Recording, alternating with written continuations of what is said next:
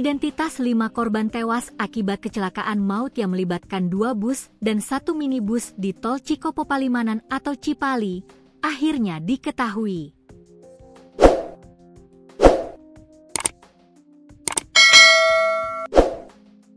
Adapun insiden kecelakaan maut tersebut terjadi tepatnya di Tol Cipali KM 72, Desa Cinangka, Kecamatan Bungur Sari, Kabupaten Purwakarta pada Selasa, 18 November 2025, sekitar pukul 2.15 waktu Indonesia Barat. Tabrakan beruntun merenggut nyawa 5 orang dan melukai 33 orang lainnya.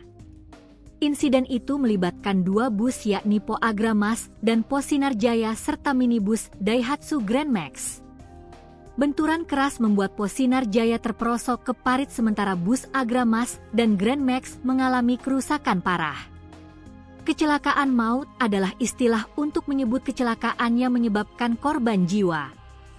Istilah ini biasanya digunakan dalam konteks kecelakaan lalu lintas, namun juga dapat merujuk pada kecelakaan kerja, kecelakaan industri, atau insiden lain yang berakhir dengan kematian.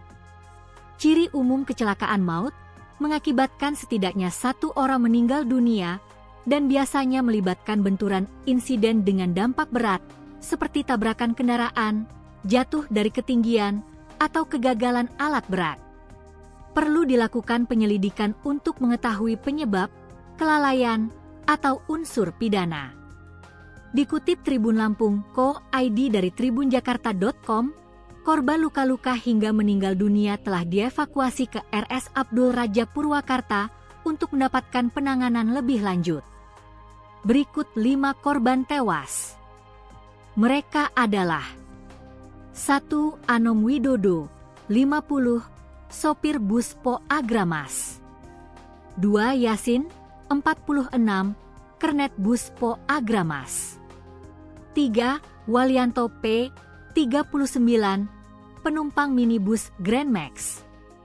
4. Oditri, 39, penumpang minibus Grand Max. 5. Guzen Fauzi, 34, penumpang minibus Grand Max.